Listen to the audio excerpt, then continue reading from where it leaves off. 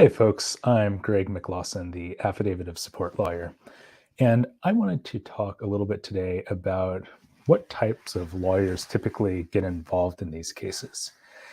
My work is focused on representing plaintiffs, the I-864 beneficiaries in federal lawsuits who enforce the Affidavit of Support, and I also serve as a consulting expert in family law cases. The first thing to hear is this. The best thing that can possibly happen for both sides of the lawsuit, so the plaintiff's perspective and the defendant's perspective, is for there to be good lawyers involved. Why is that? Because everybody's interests are served by having the case resolved quickly.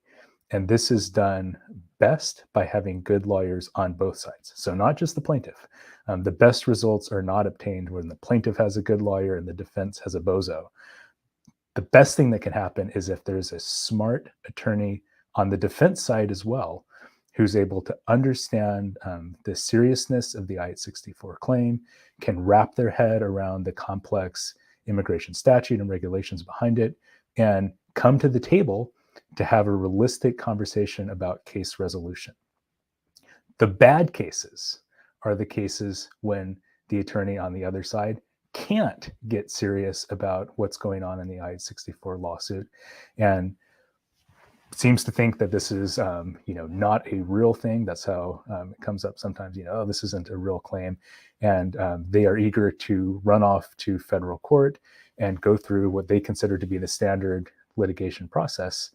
And that's when you get into multi-month litigation processes that might last longer than a year with lots of discovery and motions practice all over a claim that really needs to be resolved before we head down the road of major conflict in the court.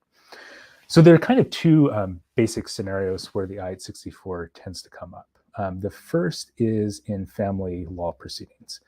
So the I-864 is signed in all family-sponsored immigration. So that's a spouse, husband, wife, sponsoring another spouse.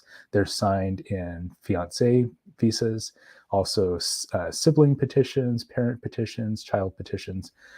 But most of the time you see this come up is one spouse who sponsored another spouse. And so typically a divorce has started, and somewhere along that process, the foreign national spouse realizes, I have these rights under the affidavit.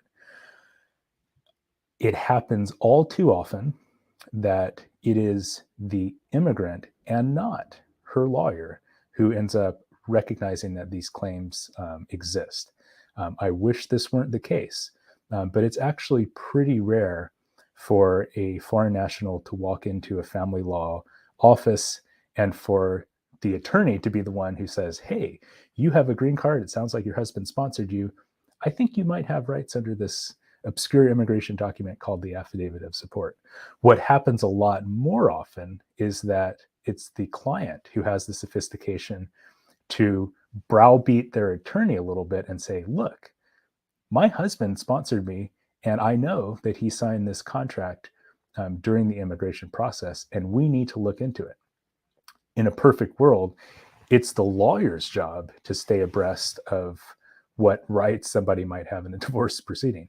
But the way it typically happens is it's the immigrant herself who spots the rights. Family law attorneys, to their credit, once this issue has been spotted, tend to be pretty good about reaching out to the immigration bar. So attorneys tend to be pretty cognizant of, like, here's the bubble of legal issues that I'm comfortable handling. And once family law attorneys hear immigration, they go, well, that is outside of my purview. There are some attorneys, there's an excellent one, Katrina Zaffaro here in the Seattle area is a great example, who is very sophisticated at family law and also an excellent immigration lawyer. So you do have people who genuinely do have crossover practices. But typically, once the immigration word is mentioned, family law attorneys will reach out to a member of the immigration bar and try to tag team the issue of figuring out rights under the Affidavit of Support. And those can be successful cases. it's kind of outside of the scope of what I want to talk about today, but there's this whole other issue of like how procedurally effective it is to pursue the affidavit of support in the context of a family law proceeding. And it turns out that those cases go sideways very often, both in terms of family law judges just throwing up their hands and not wanting to address the issue at all, or else arbitrarily limiting the duration of support under the affidavit. That's a different set of concerns, and I have a different video on that if you want to look at it. When this comes up in family court proceedings, typically you end up with the family law attorney recognizing the parameters of what they're comfortable dealing with, and then bringing in an outside immigration law expert to help fine-tune the issues or understand the issues. And that can potentially be an effective team. The other context this comes up in is there's not a divorce, and or there's a divorce has already taken place, or you have a sibling potentially considering suing another sibling under the affidavit of support. But anyway, we're not talking about a current ongoing family law proceeding. In that case, so the sponsored green card holder is out there having recognized that they have potential rights under the affidavit, and they think, where do I go for help with this? Typically, they end up at the doorsteps of one of two types of attorneys. First thing is they might go to an immigration law firm and say the client is thinking, this is an immigration document, so it makes sense to start knocking on the door of immigration firms. That's an understandable approach.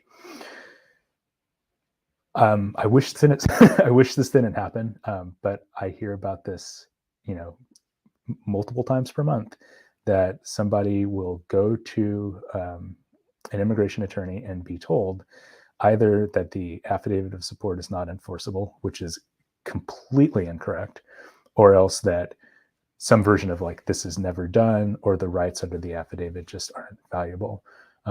That's incorrect. The rights under the affidavit are both enforceable and they are valuable, especially to a green card holder who is unemployed or has very limited income. So there are some cases when the sponsored immigrant goes to an immigration lawyer and sadly just gets bad advice. But even when the immigration lawyer understands that, yes, these are enforceable and valuable rights, I'm talking in generalities here, but by and large, folks who specialize in immigration don't do adversarial civil litigation. When immigration lawyers do litigation, which is in federal court, it's typically around benefit applications. So for most immigration lawyers, their practice is applying for what are called affirmative benefits. So you're applying to USCIS for adjustment of status. You are applying for visas through the consular system. Immigration lawyers are also doing removal defense. So they're showing up in immigration court, which is technically, it's not a federal court under Article 3, it's an administrative agency. But anyway, they're defending people against deportation. And when they show up in a federal court, it's typically to challenge a benefit denial, or a mandamus action to try to speed an immigration process through the system. But it's not typically adversarial civil litigation between private parties. So again, in generalities, it's generally not the case that the immigration attorney has had experience butting heads with somebody over a contract dispute, or something like tort litigation where you're trying to squeeze money out of an insurance company. So not to say that so even if the immigration attorney correctly advises the client that they have rights under the affidavit, they might not be in a hurry to get into a legal dispute with a private party to enforce that agreement. So that's one scenario where the sponsored immigrant hears, yes, you have a potential claim, but I, the immigration lawyer, might not be the one who wants to enforce it for you. On the other end of the spectrum, the sponsored immigrant might go into the law firm of somebody who does specialize in civil litigation. So these are, the self-described trial lawyers or plaintiffs lawyers who are in the business of enforcing contracts and dealing with adversarial disputes in the tort context and so forth. The challenge here, though, is that folks who do general civil litigation practice have probably literally never looked at the Immigration and Nationality Act. And almost always, they will have never even heard of the Affidavit of Support. Because in fairness, why would they? If you're practicing construction litigation, you might be an excellent construction litigator. You're really good at discovery. You're adept at motions practice and oral argument, but you've never looked at the immigration statute before in your life because it's just way outside of your practice area. So these civil litigation attorneys will not be adept at spotting the I-864 issue to begin with, but sometimes by time the client has come in the door, they already have a basic grasp of the nature of the claim. So these attorneys can potentially get up to speed with the law around the affidavit, but there tend to be a lot of learning opportunities, I guess is the way to put it, along the way. So a lot of times you will end up with somebody in the civil litigation world who, again, really through no fault of their own, just doesn't have an elementary understanding of the basics of immigration law. So here's one issue that comes up pretty often. It's relatively common in I-864 enforcement cases for the green card holder to still be in the 2-year conditional residency. So this is somebody who's adjusted status or has a visa based on a marriage of less than 2 years, and they're given a 2-year kind of probationary status. At the end of that, they have to file something called the I-751 petition that converts their 2-year green card into a 10-year green card. I have fought the issue more than once with a civil litigator who somehow figures out this issue of like, okay, the plaintiff is coming up on the 2-year anniversary of their green card. And the attorney gets it into their head that this person, the sponsored immigrant, that their immigration status is going to vanish at the end of 2 years. And then they have to reapply through this new I-751 process to gain a new status, which will be correlated with their 10-year green card. Well, that's just a fundamentally incorrect view of what the I-751 petition process is. In fact, this sponsored immigrant has an uninterrupted, continual status as a resident through the 2-year mark and through the conditional residency petition process. And what happens is that the conditional nature of the immigration status is removed and it becomes unconditional status. On top of all of that, the I-864 provides that only loss of status and departure from the United States terminates obligations of the sponsor. So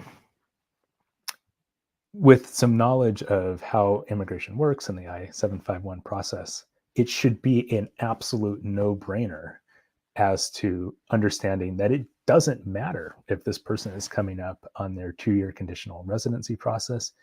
It doesn't matter if they screw the whole thing up and forget to file it. That doesn't change the sponsor's obligation.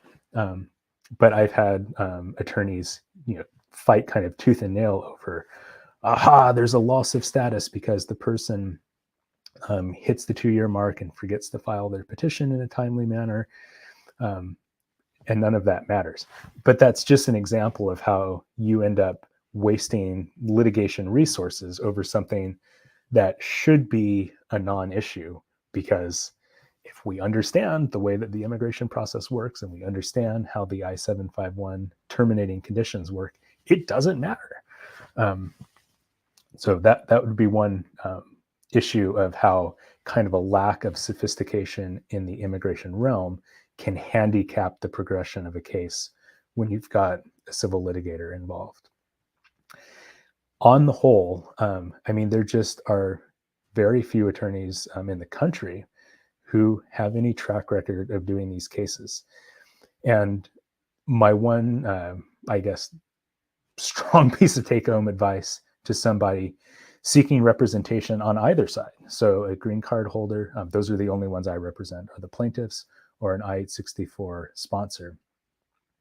If you possibly can, it's really important to try to find somebody who specifically has done one of these cases. And that's an easy question to ask the attorney, is not, have you been to court a lot, and not, do you have generalized experience as an immigration lawyer, but have you actually litigated one of these affidavit of support enforcement cases? Because that specific expertise, or at least track record, is going to be really helpful. And again, I'm not saying this in the interest of railroading these cases through the process. Everybody, including the sponsor, ends up with a better and a more fair case resolution, a cheaper case resolution, if there are good attorneys on both sides. Having smart guy plaintiff lawyer versus bozo defense lawyer is not a good deal for the defendant. The defendant is better served if they have a better lawyer, and the plaintiff is better served if the defendant has a better lawyer. So everybody walks away more quickly and more cheaply if the attorneys can be sophisticated and cooperative about reaching a good, fair case valuation early in the settlement process, ideally before a complaint's filed, but certainly before the parties spend a ton of money on the discovery process and fighting over issues that don't need to be fought over, like that I-751 petition. You are not doing your client a service if you, as the defense counsel, are spinning up these ancillary irrelevant issues and impeding the case resolution by fighting over things that are non-issues. If folks care to jump into the comments, I'm happy to answer questions. Hope everybody has a good weekend, and be well.